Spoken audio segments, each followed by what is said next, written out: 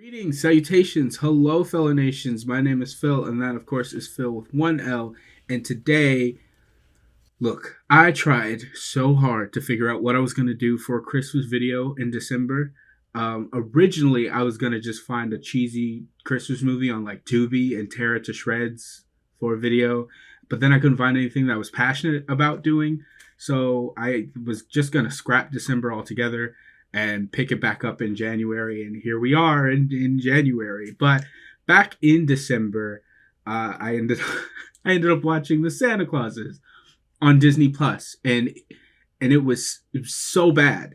It was so bad that it made me get up and write the video that you're about to watch right now. Do you know how bad you have to be to get me to stop procrastinating? Look, I wrote this video in December and then I recorded it and then I rewrote parts of the script to the point where I just decided that it would just be better to re-record it. But then I got swept up in the holidays. And I tried to, do a second pass of the script before so I could get this video out before Christmas. And now I'm just now getting the chance. So you're getting a Christmas video in January, and you're gonna like it. You also might be wondering why I'm wearing bunny ears, and that's because I couldn't find my antlers. I know I have them. They're somewhere in my closet. I spent way longer than I care to admit trying to find them. I cried twice, but I have bunny ears, so I decided I'm gonna wear the bunny ears. I mean, there's a Easter Bunny in this universe, so it's kind of relevant. I mean, he doesn't appear in the show, but he exists. So I'm wearing bunny ears, and I'm also wearing a Christmas sweater, and it's so warm, warmer than it has any reason to be in January, and I am so hot right now, but I have to do it because because this is a Christmas video, and look. You don't say I've never done anything for you. It's also the year of the rabbit, which is my Chinese zodiac. So, um, guys, I swear the rabbit ears are relevant. Now, I will admit I am not the biggest fan of the Santa Claus franchise. I wasn't even born when the first one came out, so I hope that doesn't ruin any credibility that I have on reviewing this series. I will say that if you enjoyed this Disney Plus series, I totally get it. It wasn't my cup of tea, but I totally get it. If it, I've seen the outpour that it's had on Twitter, the outpour of love for it, and it seems that it hit the right target audience. Kids people who were kids when the first movie came out and grew up with these movies, and are kind of reliving that nostalgia with this series. I mean, that's great that it worked for you. It didn't really for me. So that being said, if you love this show, I probably turn away because I'm gonna nitpick the hell out of this show. But I guess stick around if you are like me and you're just like a casual fan of this franchise and you just kind of watched it just because you've seen all the other Santa Clauses, so you guess you watch this one. That's kind of how I approached it. I was more so a fan of the ones that I grew up with, which is the Santa Claus 2 and the Santa Claus 3, the Escape Clause. Those are the ones I'm kind of more attached to. I wasn't with this show. I wasn't really hit in my nostalgia. Instead, I was left a bit agitated by the laziness and lack of attempt. All of that being said, I hope my critique of this show doesn't take away your enjoyment of it. Seeing all the fans show so much love for the show, seeing all like the fan cams and edits and stuff of the characters has really been like kind of heartwarming. Probably the only heartwarming thing about this show. Weirdly enough, to me, the first Santa Claus kind of mirrors Ghostbusters in that you had this mid-budget 80s comedy that wasn't really meant to launch a franchise, but has. And hey, I enjoyed Ghostbusters Afterlife. I liked it a lot, but it is really weird in retrospect when you look at the original Ghostbusters film, which is just a bunch of guys from Saturday Night Live hunting ghosts. And now, you trace it all the way to Ghostbusters Afterlife, and it's become this uber serious, like Star Wars-esque franchise, and it's just really weird. To me, this franchise also kind of follows the same trajectory as like the Shrek films. You have the first two, which are like classics. Everybody loves them. Not really a lot of people complaining about them. And then you have that third film that is not god awful, but it's no one's favorite. I'm going to get a lot of Escape Clause fans in my comments. Coincidentally enough, they both even feature the main love interest of the franchise getting pregnant. And with all of this, I rewatched the original trilogy after finishing the Disney Plus series. And it's not that they don't hold up or anything, but I feel like the reason people hold these films so close to heart is mostly nostalgia at play. The first film is actually like quite depressing in that it focuses on a single dad trying not to lose custody of his son, and the Christmas stuff is in the background. Like, yeah, Scott is turning into Santa Claus, but a good chunk of the first film takes place in the real world. And I didn't really remember that. Probably because as a kid, I was hyper-focused on all the North Pole stuff. The film isn't really that funny, but I don't think it's trying to be. At its core, it's a story about a father's connection with his son. The second and third films really lean into the world of Christmas, and the family stuff is what takes a backseat. So when I heard that they were doing another entry in the Santa Claus universe, I thought, hey, maybe this could be their Shrek Forever After. A not perfect, but almost return to form for the series. And you may be asking, was it? Let's just get this over with, okay? The first episode starts with a young girl decorating a tree while her father is in the middle of a virtual meeting. Who can tell me what our Christmas market share is? 6%. Oof. What's that 17% that says other? We don't know. Come on, full throttle, come on! So the North Pole's market shares are public. And still no one in the world knows of the existence of Santa Claus. I'm already overthinking this. Scott and his newest elf companion, Noel, arrive to this family's house where the father and daughter hide in a panic room because they think they're being robbed. When they leave, they find the presents under the tree and the halls fully decked. Back at the North Pole, the elves find that Santa is way ahead of schedule because the nice list has been getting shorter and shorter every year. So Scott makes a stop at a house that's not on the list, and he's like, that doesn't make sense. It should be on the list, and you'll never guess why. This is always one of my favorite stops. I think the milk's a little sour. It's soy milk. Huh? You said you're lactose intolerant.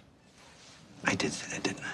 Yep. Remember the little girl from the first movie? Well, she's back.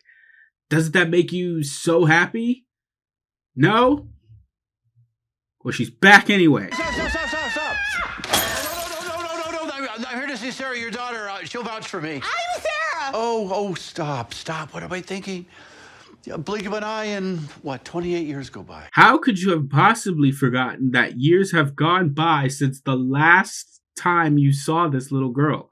I mean, I know time passes differently for like magical and immortal beings, but the guy has teenage children. I don't know if it's just me, but I think that should be like a huge indicator that time has passed by. And they never really address this weird memory lapse that he has. He just, in this one scene, kind of has Christmas dementia, and then they breeze right past it. He's disheartened to find that Sarah has lost belief in Santa because she buys all her presents online and forgot it was even Christmas Eve. He gives her a Polly Pocket, and this makes her realize that he really is the Santa Claus.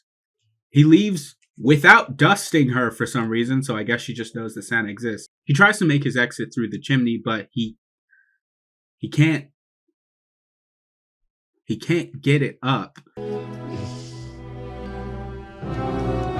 At the North Pole, Mrs. Claus, or Carol, lectures her son Cal, the baby that was born at the end of the third film, about his addiction to his VR headset. We also meet Sandra Claus, Subtle, their daughter and the youngest of the children whom they had off screen. The children try to stay up for their father's return because they never get to spend that much time with him, even on the holiday, but they're told to go back to bed. Sorry, Louis. I guess we'll have to finish movie night another time. Okay, what is that thing? I am legitimately asking. Is it some polar ferret or weasel or something? I genuinely don't know. I would like to say that it's the cheapest attempt at merchandising I've ever seen, but there is no merchandise for this show. They never say what it is. I tried looking it up on multiple wikias and none of them address this character either. Is it a real animal? Like I have no idea. if it is, I can't identify what it's supposed to be. I feel really stupid. Someone comment down below if you know. Back on the sleigh, Scott has a crisis about how fast the 28 years went by, and Noel discovers that Santa's Christmas magic is faltering as the sleigh malfunctions. Oh my god. They're gonna hit the Pentagon.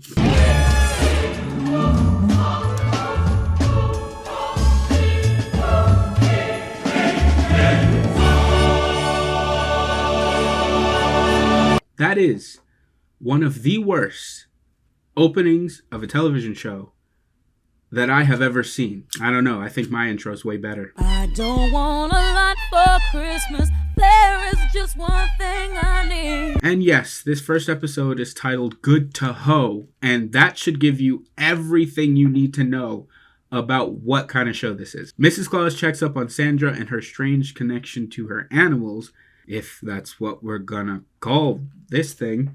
Being raised in the North Pole, Sandra doesn't have anyone her age to hang out with, but she's fine with it. Sandra says that if anyone should be unhappy, it should be Mrs. Claus herself, as she's just an old lady that knits and bakes and has no first name. That's not true. I have a first name. No, you don't. I do. It's Nancy. No. Nanta. That's not her name. Shanta. Is that what you want us to call you? When I first watched, I had a feeling that Carol was going to be the best part of the show. And yeah, Carol's the best part of the show. Also, the idea of there being other Mrs. Clauses is a question that we, the audience, have been asking since the second film. Gee, I wonder if they're going to resolve this question in a satisfying, conclusive manner. But more on that later. Mrs. Claus, a second sleigh has hit the towers. Scott and Noel arrive at the North Pole unharmed, where he covers up his failing magic, and they throw a party to a cover of Girls Just Wanna Have Fun. But it's called Elves Just Wanna Have Fun. I wonder how long it took them to come up with that. Well, you can't believe everything you hear, can you? Oh, I'm sorry, Santa. Are you saying that the elves were lying? Elves don't lie. What do you take us for, gnomes? Oh, please. Please, tell me that Norm is canon in this universe, because I really need it. In private, Scott reveals that his magic failed to Carol, and she tells him that it's normal for people his age to slow down and retire, an idea that Scott initially rejects. She asks about the previous Mrs. Claus, and he has no idea about it. He then visits the doctor, who tells him that he has in fact lost weight, which is bad news if you're Santa. The doc tells him that a loss in magic is the result of children not believing in or needing Santa anymore. He decides to spend the next year gaining weight in an attempt to regain his magic, but ends up losing even more weight. And how's the Christmas spirit? Fine, except saying Merry Christmas to all has suddenly become problematic. This joke is kinda... yeah. I mean, no one's getting canceled for saying Merry Christmas. That is a completely false idea. Why is it so hard to reconcile that not everybody celebrates Christmas, unless you are aware of that and you're trying to imply that having other belief systems is killing Santa Claus? But something tells me that this show is just another outlet for Detroit's own Tim Allen to shove his conservative dad humor into a nostalgia lens. And it's only the first episode. Patty Donovan, accused of stomping, yelling, throwing Brussels sprouts. Naughty or nice? I always knew there was something behind that smile of hers, naughty. What is it, Edie?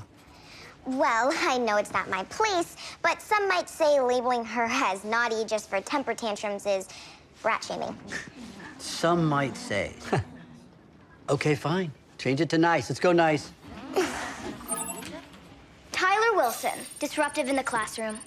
Naughty? Sorry, Santa, but that's classic ADHD. You're killing me here, Edie. And actually, sir, we're not supposed to say naughty anymore. It's the misunderstood listen. They also get gifts. Okay, I genuinely don't know what the joke is here. Is it that brat shaming sounds like fat shaming?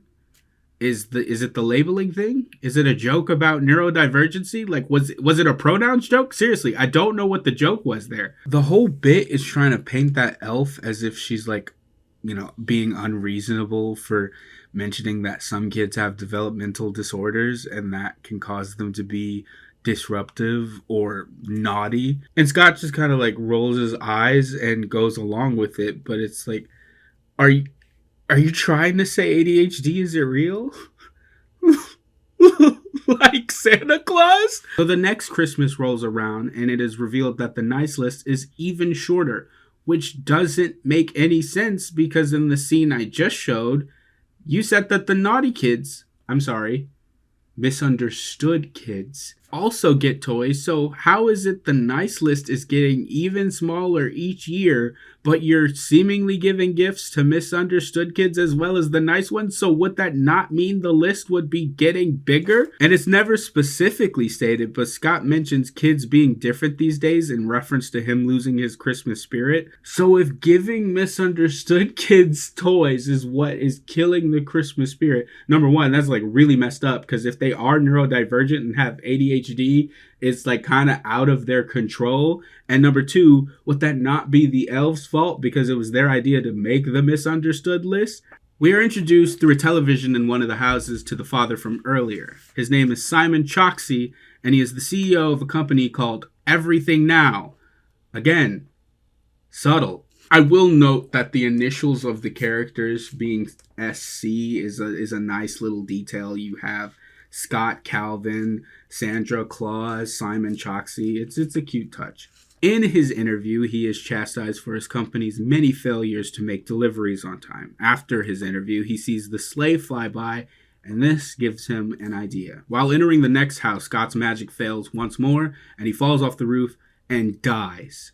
The end of that episode. What a really weird place to stop. This is my problem with a lot of the Disney Plus series, but the whole 6-episode mini-series format that they try to adopt has not worked for any of the projects they've released so far. Not the Marvel ones, not the Star Wars ones. They all feel like movies that were just chopped into 6 or 10 parts. Instead of it feeling like an episode of television has just ended, it instead feels like you just hit pause on a movie and you have to wait a week to resume. I really don't see what they did here that couldn't have been done in a tight 95-minute movie.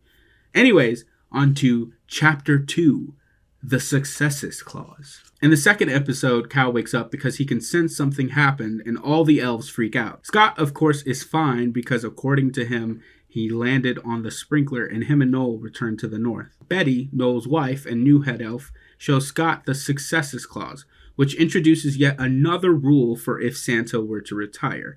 And I am so sorry, but the main gimmick of this franchise is like really running dry for me. It was fun in the original movies because it was a silly meta gag of, oh, we couldn't see it last time because it was really, really small. But if you zoom in with a magnifying glass, it was always there. They did it in the second movie, and then they did it in the third one, and now they're doing it again here, and it's just like, how many clauses are you gonna introduce before you run out of room on that damn card? I guess they could always just like flip it over on the back or like reveal some kind of invisible ink or something. Okay, but what is even the point of having the escape clause then? Both seem to serve the exact same purpose in that if Scott wanted to end his tenure as Santa Claus, he could. It's just that one allows him to keep the timeline as we know it, and he chooses a successor, and the other completely erases every bit of the established canon, but they still do the same thing. Scott says he's okay with the idea of retirement because he's already chosen his successor, his son Charlie. Charlie. Was the flashback really necessary? I feel like the only people watching this show are fans of the original, and they should know who Charlie is by now. They do this flashback thing quite a bit in this show, and it never gets any less annoying. Betty has a binder of all possible replacements for Scott. One of them being Simon, the tech mogul we met earlier, who's trying to pitch a new delivery system that utilizes drones, being inspired by Santa and his reindeer. During a demonstration, however, one of the drones malfunctions and wrecks the meeting room, injuring multiple people, and Simon is thrown out. Scott visits Charlie, still played by Eric Lloyd, which is dope, I will admit. I love it when movies refuse to recast. He brings up the retirement to his son, but his daughter-in-law, Charlie's wife, doesn't know about the North Pole and believes that Scott lives in Greenland as a fisherman who sells shrimp. So naturally, she's against the idea. But Charlie actually says no because he wants to be involved in his family's life, and he doesn't want to give all that up to go to the North Pole. Carol asks again about the previous Mrs. Claus, and Betty tells her that she's not allowed to discuss those who came before. Gee, I hope the answer to these questions that they're setting up are really good and not disappointing at all. Scott returns and tries to teach Cal, who's too attached to virtual reality, how to drive the sleigh. Cal also reveals that he has dreams about being Santa, but ends up crashing the sleigh because he only knows how to drive in video games. Because, you know, kids are so stupid and they're always on that damn phone. Betty reveals that Christmas spirit is dying to Noel, who accidentally reveals it to Scott, who was thinking of staying after the Cal incident, but is now concerned about the dying spirit. Scott finds Cal and Sandra peeking at the snow globes because they're curious about the real world. Cal then reveals that the VR game he's been playing the whole time has just been a life simulator where he's a farmer in Kansas with a normal life. This even more influences Scott to believe that maybe he should retire and spend more time with his family in the real world. Now, Scott is a little hesitant to announce it at first because he brings up the fact that the elves didn't cry when the original Santa died. Oh, don't worry, we'll come back to that. And he's afraid he won't matter, but after some reassurance from Carol, he goes through with it. And the elves are very sad to see him go. Meanwhile, Edie, an elf, breaks into the Choxie's house to kidnap them. Chapter 3, Into the Wobbly Woods. Scott and his daughter wake up at the North Pole and end up running into Carol. Meanwhile, Scott interviews Peyton Manning. Give us your best ho, ho, ho. Oh, okay. Here we go. Ho, ho, Homaha! Homaha! Get it? Because football? What do you give Santa? He's into NFTs. Nutty Fudgy Tea Cakes. Guys, it's only the third episode. I don't think I can do this anymore. Scott's interview with Simon doesn't go well, to say the least. Were you told no photos? Yes, a lot. Right, but you tech guys just aren't used to people saying no to you, huh? Well, actually, everybody tells me no all the time. But you don't listen, do you? Sandra, while walking Simon's daughter around a tour in the North Pole, can suddenly understand Prancer, one of the reindeer, and decides to go see someone in the woods about it. Simon and Scott head into the woods to find their daughters. Scott, seeing how much Simon cares for his daughter after his wife passed, begins to change his mind on the tech genius. They run into La Befana, the Christmas witch, who I actually gasped for, like it was a Marvel cameo or something. I remember back in middle school, I did a presentation on La Befana, and then I took 3 semesters of Italian, and I learned about her there too. And so it was really cool to see her here. I can't wait to see what interesting things she adds to the Christmas lore of this world. She's going to be a completely useless side character, isn't she? La Befana takes them to her covenstead where the girls are staying. Sandra wanted to talk to the witch, who says that she's a very special girl. Scott convinces his daughter to get on board with the idea of leaving. And I should note here that Sandra is played by Detroit's own Tim Allen's daughter, Elizabeth Allen Dick. Ah, sweet, sweet nepotism. Why wasn't she in that nepotism article? I will say that, jokes aside, the nepotism kind of does work in this show's favor, because Detroit's own Tim Allen has more chemistry with his daughter, of course, than the random guy they have playing his son. Scott gives the coat to Simon, who finally accepts his new job, and the elves sing Last Christmas to the Calvins before their departure. Spelling. In case you haven't seen, this is the moment that sent every conspiracy theorist reeling, because yes, of course, Disney is openly worshiping Satan and trying to indoctrinate your children into renouncing their Lord and Savior, Jesus Christ. It's not like anyone else has ever made this joke before. I am 100% completely sure that no one has ever pointed out that Santa can also spell Satan. After the celebration, the Calvins are accidentally sent home to Chicago by angel dust. Yes, that's what they call it. Wait, does that mean angels exist in this universe? Are they servants of God, or are they their own supernatural race? Wait, does God exist in the Santa Claus universe? You know, it doesn't matter, because it is revealed that the Christmas spirit is getting darker. Ooh, the stakes. Chapter 4, The Shoes Off the Bed Clause. As the Clauses adjust to life back in the normal world, Scott seems to be the only one having trouble. He approaches a kid in a Starbucks and asks him how he likes his Baby Yoda toy and the Buzz Lightyear pajamas he got for Christmas. Corporate synergy, baby! But obviously this weirds like everybody out.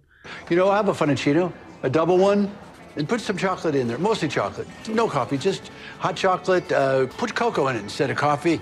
Heavy cream if you got that. Ooh, and then put a little peppermint in there if you have that. Any kind of hard candy, throw it in there. And then whipped cream, chop up some cookies if you have them, any one of these, and sprinkles. You know, I don't think he's immortal anymore, so couldn't he die if he doesn't like straight up change his diet? The Choxies wake up to discover that Santa's coat has gone missing. Betty reveals that the coat was made from the robes of St. Nicholas and has been passed down from Santa to Santa ever since, so it is very important that they find it. The Clauses are finally able to spend quality family time together and try to come up with a backstory for why they've been gone. The other one was the Buddhist thing. It was a little complex, but it gives us a reason to be away. I don't know about Lost on an Island. Just begs more questions. All right, guys. Yep, I didn't notice that until my second watch through, but that is indeed a Lost reference, a show that Elizabeth Mitchell starred in, and I will certainly watch one day. They enroll the kids in the school where Carol used to work. After being introduced to North Pole Tech, Simon gets the idea to make Christmas a year-round experience. Betty and Noel believe that this will diminish the true specialness of the holiday. When Betty tries to warn Simon about the dangers of Christmas every day, he kind of flips on a dime and just becomes like this evil capitalist asshole straight out of nowhere. I mean, don't get me wrong, it's not like I'm anti-union. What's a union? Oh man, I love this place. Okay, genuine question. Am I in charge or are you? At a Memorial Day celebration, Carol is popular among old friends and is offered a new job to be in charge of a new charter school that's opening up, while Calvin gets closer to a girl who goes to his school named Riley. When a horse gets loose at the event, Sandra is able to straddle and calm the animal, catching the attention of the other horseback riding girls. As everyone else in the family settles, Scott begins to feel more and more out of place in his new life. Because of all they have going on, they no longer have time to spend with Scott. Noel informs Betty that elves who question the new Santa have gone missing, and they need to go get Scott. Betty says she can't because of the laws, so Noel sets off on his own. He leaves a letter for his wife, which Simon finds and throws away. Noel visits Scott, who tells him that he's fine because he can spend time with his family, and that he has a new job as an Amazon delivery driver. An Everything Now delivery driver. When the duo gets home, their front lawn snowman has been decapitated by naughty kids. Someone bit his nose off like a little snout. What kind of monster eats a carrot? Hippies and vegans. Hippie vegan. What was the joke here, Tim? Vegans eat grass. Hardy har har. I really want to know who allowed Detroit's own Tim Allen into the writer's room with his Facebook dad-ass sense of humor. After losing a snowball fight with the kids, Scott feels that he has nothing left that he's good at since he ended up being Santa by accident, and most of the things that have happened to him have been incidental. As Christmas Every Day launches, the Christmas spirit grows darker and darker, and that's when the elves begin to realize that Simon is not a good Santa. And then they get Thanos snapped. I don't feel too good. I've known there was something wrong from the second you stepped foot in the North Pole. When Betty makes a stand, she is fired, and so she heads to see La Befana, who reveals that she has the coat because it traveled to her house on its own. Ominously, Betty says that they have to call him. Scott decides that the one thing he's good at is being Santa Claus, so he decides to make the best Christmas for his family, but they are frozen and interrupted by a figure whose gloved hand touches Scott's shoulder. This episode is really cool because it ends with a dubstep cover of 'Tis the Season.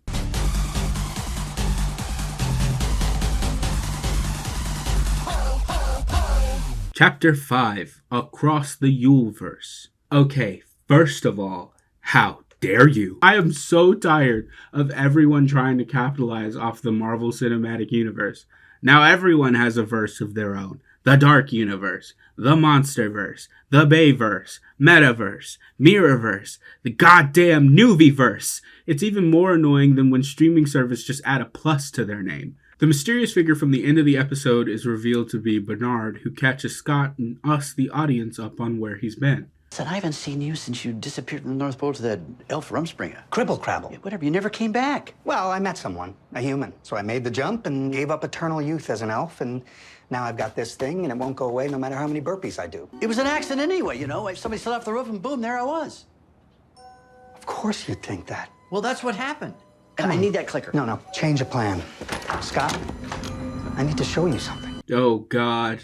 I smell a retcon. Bernard the elf takes Santa Claus back in time to the Great Depression, a sentence I never thought I would say. There he meets 17, the 17th Santa, because apparently Santa is just the doctor, but instead of regenerating, he just gives away a really nice coat. 17 is played by Jim O'Hare, which is honestly perfect casting. 17 tells Scott that he wasn't supposed to step down yet and that he should have known when he felt it in his heart. Scott tries to escape through a few doors where he meets Papa Noel and Krampus. And I've always wondered if Krampus existed in this universe and what he would look like, and I mean, that's it, I guess. Just like La Befana, he's kind of there, which sucks. You have this really interesting world to build upon in which you've introduced mythical figures like the Sandman, Mother Nature, the Easter Bunny. You utilize mythical figures like Jack Frost and made him the central antagonist of your third film, and then you just kind of plop La Befana and Krampus in there like, pfft. It's like, come on, play with it a little bit. 17 continues and reveals that he was the Santa that fell off Scott's roof in 1994, but also that it wasn't the first time they met. Apparently, when Scott was a child, he met Santa, who recognized the kid's kind heart and tells him that one day he would change the world before wiping his memory. In the next room, Scott meets St. Nicholas, the very first Santa, and 17 explains that elves and ethereal beings like himself came from the magic that St. Nicholas created. I saw you slip off the roof. You fell. Oh, you think someone yelling, hey, really made me slip and fall?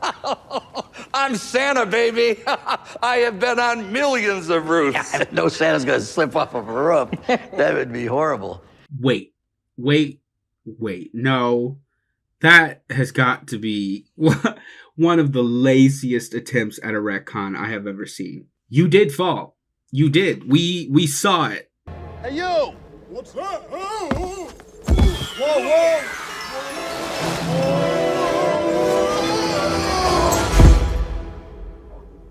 Yep. It looks like you fell to me. Okay, what is even the point of establishing this? This just opens up a whole can of worms. Like in the Santa Claus 3, Jack Frost travels back in time and takes advantage of the fact that you fell so that he could change the timeline and take over Christmas. But if you fell on purpose, how would that have even happened? Why would you let Jack Frost get the coat? I don't even like this franchise that much. Why am I yelling? But that's the entire point of the first film, is that it was an accident. And Scott wasn't the Santa they were expecting, but he became the Santa they needed. But now it's canon that he fell off the roof on purpose. One could say that he fell with style. This franchise has had a really bad problem of overcomplicating itself. Every attempt at world building in this franchise just leads to more infuriating questions about how this universe works. This new information just asks more and more questions. What would even be the point of the escape clause in the first place? That clause involves Scott wishing he weren't Santa anymore and going back in time to 1994 to stop Santa from falling off his roof and changing the timeline. But would he even be able to do that, considering that 17 fell off the roof on purpose? Would Scott becoming Santa just be this irreversible, inevitable, fixed point in time that Scott wouldn't be able to change even if he wanted to because it was by 17's design? That's horrifying, if so. And what if Scott said no? What if he didn't put on the coat? Would that mean that 17 would have just, offed himself for no reason? Because he had no concrete reason to believe that Scott would willingly take on the role of Santa. I mean, I guess he just got very lucky that he didn't end up dying in vain. They have retconned the entire story of this franchise in under a minute. So no, the clauses are not these age-old customs as we have been told, but instead they were invented specifically for Scott. They chose him to become the first human Santa Claus against his will, transforming his body and forcing him to get married so that he could breed magic mutant Christmas offspring to revive and fortify Christmas spirit. No, I'm not kidding. Who the hell wrote this? Mr. Sinister?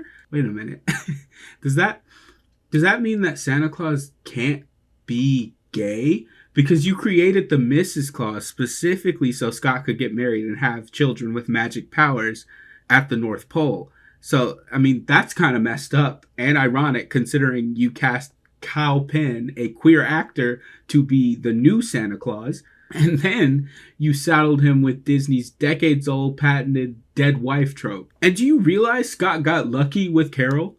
After knowing her for a month in the second movie, he reveals who he is and proposes to her in front of the entire North Pole, pressuring her to say yes, or else Christmas is dead forever. She could have just as easily said no. That's like a huge gamble for your first human Santa. The worst thing is, it's not even a good retcon that makes sense for the future of the franchise. It adds absolutely nothing. No value to itself as a series or the original trilogy of films. Everything you've seen has been conveniently planned from the very beginning by a character off screen.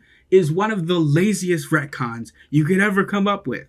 I can't stand it. Making your central character an indispensable messiah is such a boring choice to make for your story overall. I'm looking at you, Chris Chibnall. So this series was only seemingly greenlit to fix plot holes, although they aren't really plot holes. They're just general questions about how this world works. Because for some reason, this franchise has some really elaborate Santa lore. The first film left a lot of people questioning and joking about why the elves aren't sad or why they don't seem to care about the passing of the previous Santa.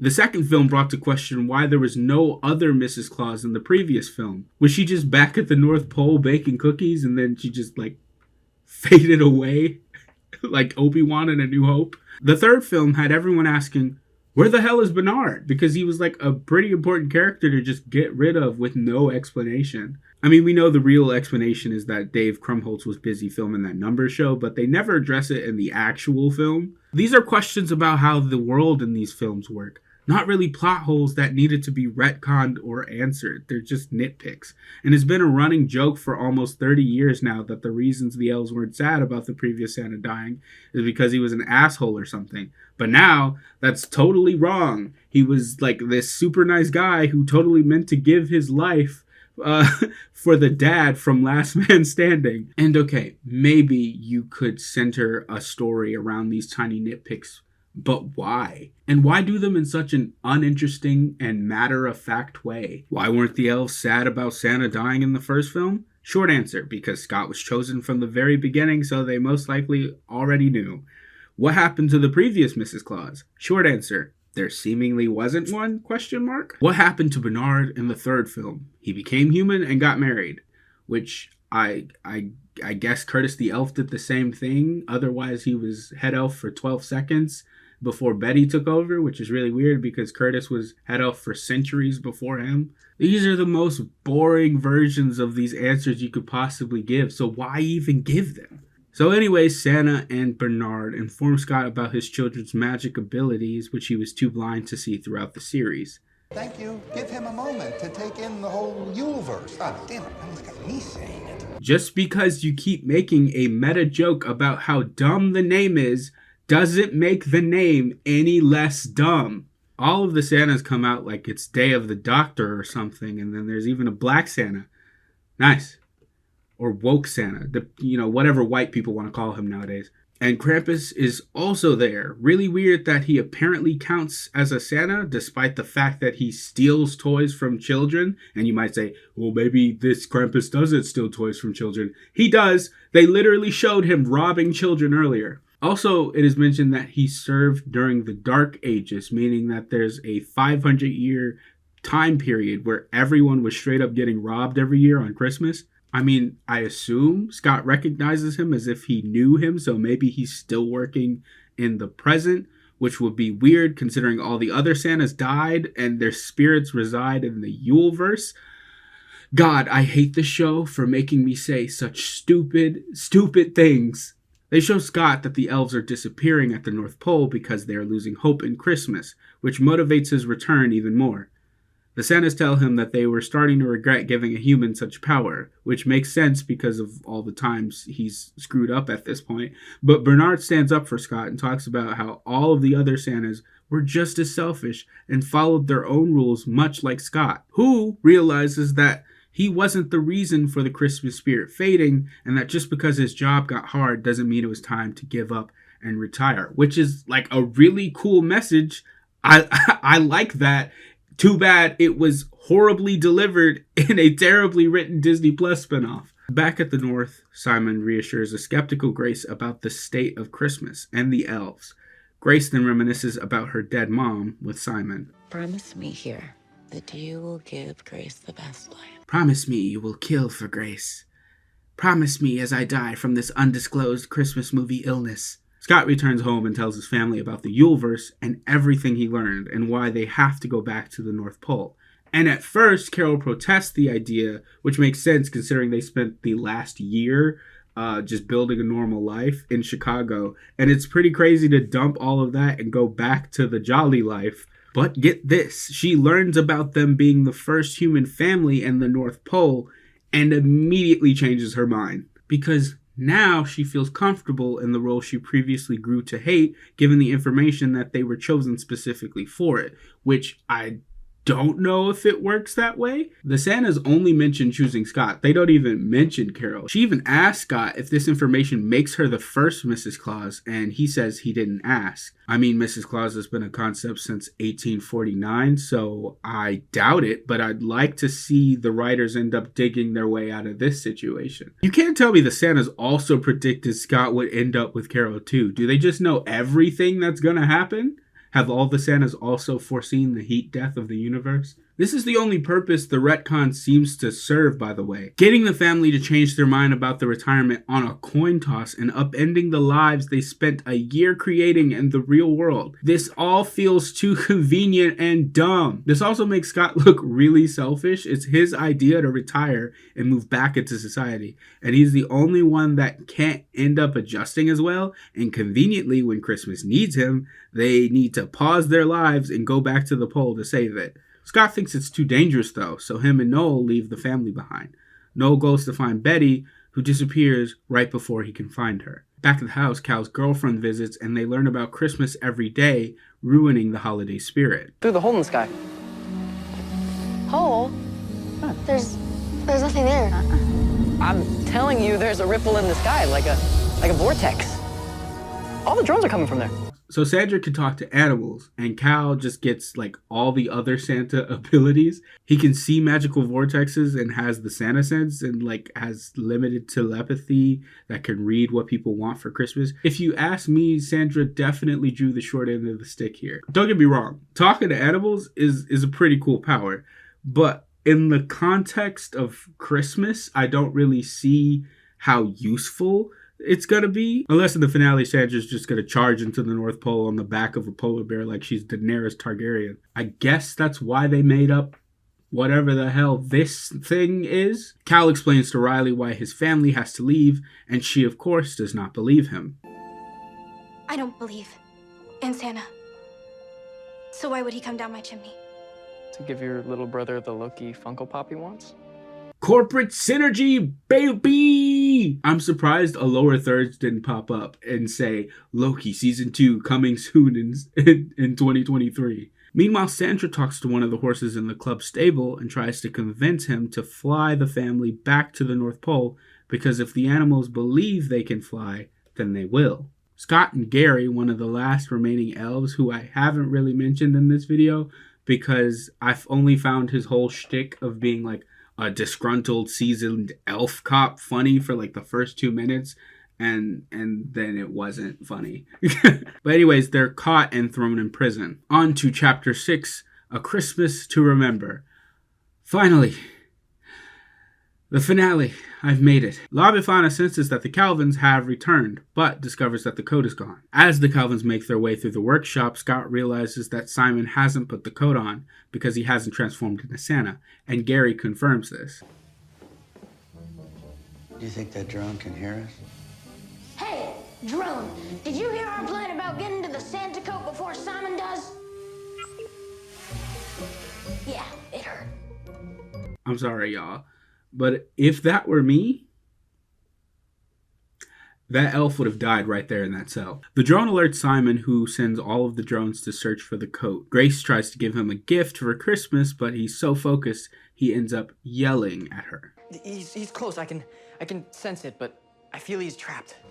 Trapped? Not my Santa. All right, let's go. You know, I scrapped an entire section of the video where I talked about Noel as a character, but the kid is an absolute psycho with a deeply unhealthy obsession with Scott, which is an extremely weird direction to take that elf assistant character. They all seem to have their own Flanderization quirk. In the first two films, you had Bernard, who was an old man in a teenage body, someone that could keep Scott on his toes in terms of the sarcastic, witty banter. Then in the third film, Curtis takes over, having been introduced in the second film, and his character is more of a Poindexter that keeps Scott by the book. Noel's personality is just centered around how much he loves Scott, and he will challenge anyone who thinks they love him more. A lot of the jokes are about how Noel loves Santa more than his wife, who he's been married to for centuries. And it's not just one or two jokes. It's every joke is I love you more than my wife. But regardless, I like how each elf companion Scott has at his side has their own unique characterization. Noel's just doesn't completely work for me, which is sad because I think that it could. Something about the character is just off. Maybe it's the performance, maybe it's the writing, I don't know. But so Noel leads the Clauses to the prison to free Scott and Gary. You know you could just eat your way out? The bars are made of licorice. Well, that's convenient. Oh yeah, Noel murders Gary because he was bonding with Scott in the cell. Bonding? With my Santa?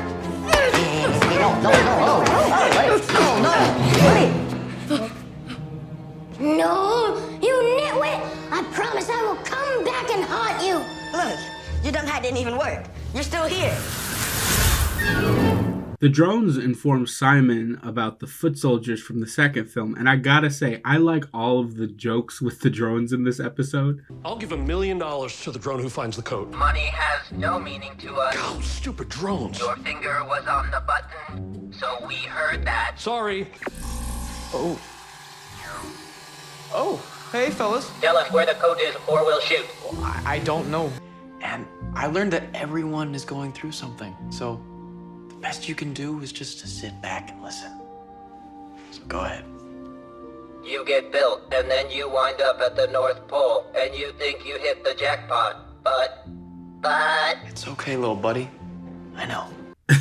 They're really dumb, but I can't lie, they made me giggle. That being said, the finale is probably the funniest episode of the whole season, but the bar wasn't very high, was it? Sandra finds Lewis, the polar rat thing. Look, at this point, I don't even think the show knows what this thing is because the subtitles call him Creature, but she asks for its help in finding the coat. Meanwhile, Carol encounters the toy soldiers in what is probably the best scene of the whole show. This unknown woman poses no threat. Unknown woman. How dare you?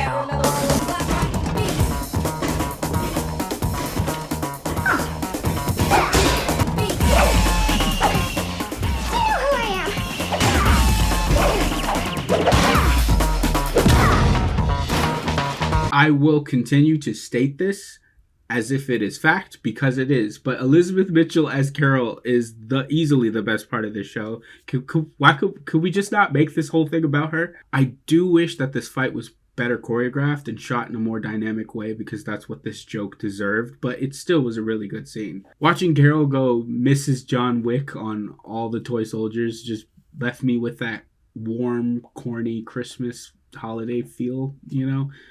If only the whole show was like that. The family finds the coat crawling for its life, an accurate depiction of me getting through this show, and Simon gets there too. What, the smoke monster? Where have I seen this before? Okay, how many Lost references are y'all gonna cram in here before it gets annoying? Later, il babello. Yay, La Befana, I'm so glad you're here. So helpful. Son of a biscotti. I'm glad they utilized you so well. Simon gives a villain spiel about going down in history and how Scott can't take that from him. And then the coat rocks his shit in. They're gonna remember my name, not yours. Oh!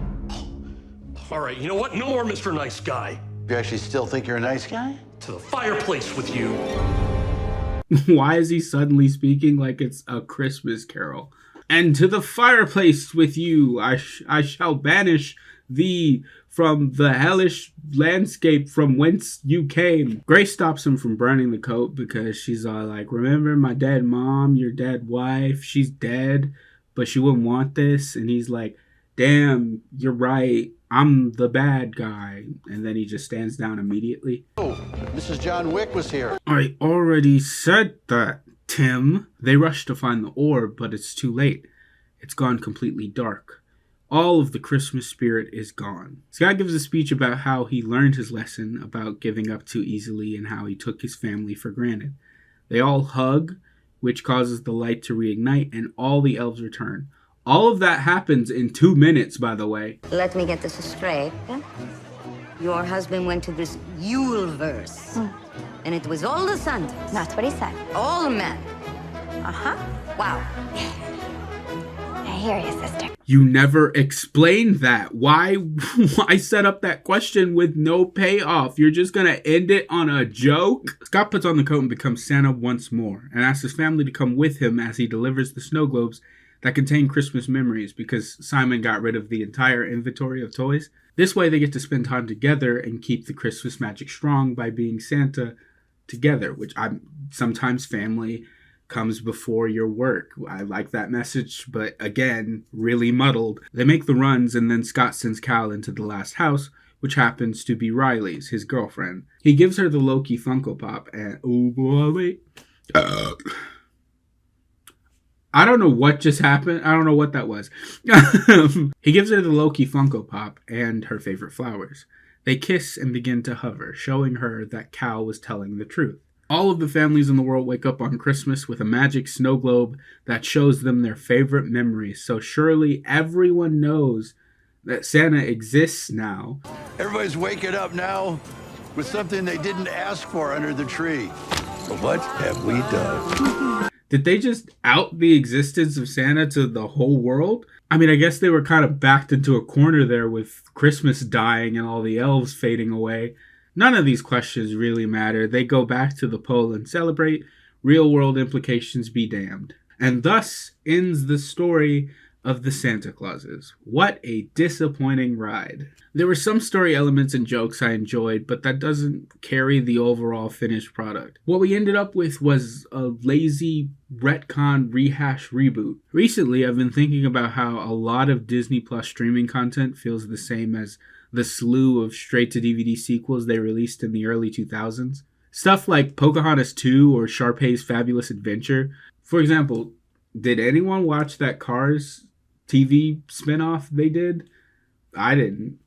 I still haven't even seen Cars 3. But to me, nothing encapsulates the straight-to-DVD feeling more than this series. Really feels like something you'd find at the bottom of a $4 movie bin at Walmart. Super bottom of the barrel stuff that only exists to tug at the nostalgia strings of the heart in an effort to keep you subscribed. Now, I love giving criticism that is constructive. It's not enough for a nerd like me to say that something's bad.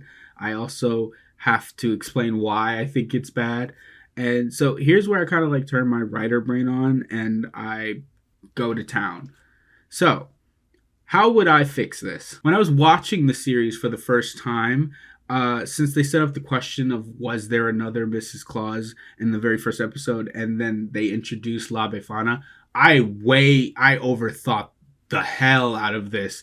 But I totally thought that La Befana was going to be like the original Mrs. Claus, or at least like some type of variant predecessor. I thought it was going to be revealed that she was married to 17, and then when Scott took over, she was forced to move into the woods and become the Christmas witch, as she was going to be replaced by another Mrs. Claus. Boy, was I overthinking that. But can you blame me? Because the only other female ethereal in this universe is Mother Nature. So with the introduction of another magical woman in this universe, and also the introduction of the question of what happened to the original Mrs. Claus, I thought it was going to be like an obvious reveal, but then they didn't do it. But as I think about it more, I think that could have been a really interesting idea. You could have centered the story around the concept of ageism and the horror of being replaced by someone younger and better than you. You could parallel that with Scott becoming older and losing his Christmas magic, forcing him into feeling like he's becoming obsolete and in need of a replacement. Would have been a way better use for that character. And it also would have given this installment some much needed depth that I felt like it was missing. The first film focused on the relationship between father and son being brought together by the spirit of the holidays. The second film is about the strain on that relationship that is caused by distance created by Scott's new career and Charlie's adolescence. The third film, although a mess, at least has depth in being thankful for what you have while you have it. But watching this series just left me feeling empty. There were no big takeaways. The whole thing was very paper thin and transparent. Also, side note, it's really weird that this series is so dependent on having villains, considering the first film doesn't really have one. It has antagonists in Scott's skeptical ex-wife and her cynical boyfriend, but they are really only obstacles in Scott's way. And then every movie after that just has a straight up supervillain. Santa Claus 2 has the robo-dictator Santa clone, and then Santa Claus 3 has Jack Frost, and this show has the tech billionaire Simon. And Simon just doesn't work as a villain for me at all. When we start the show, he's this kind of bumbling single father just trying to make the best life for his daughter, much like Scott was in the first film. And then without like any development whatsoever, he flips and turns into Jeff Bezos. And so the main reason La Befana would be the main villain of my pitch for a fourth Santa Claus installment is because this franchise seemingly can't function without them now. But maybe it won't have to, you know? Maybe with the mediocre reception that the series has been getting, Disney will finally let this franchise rest, as it should have probably done back in 2002. Oh, you have got to be kidding me. Detroit's own Tim Allen does love him some snow. Who's going to be the villain of the next season? Baby New Year? Okay.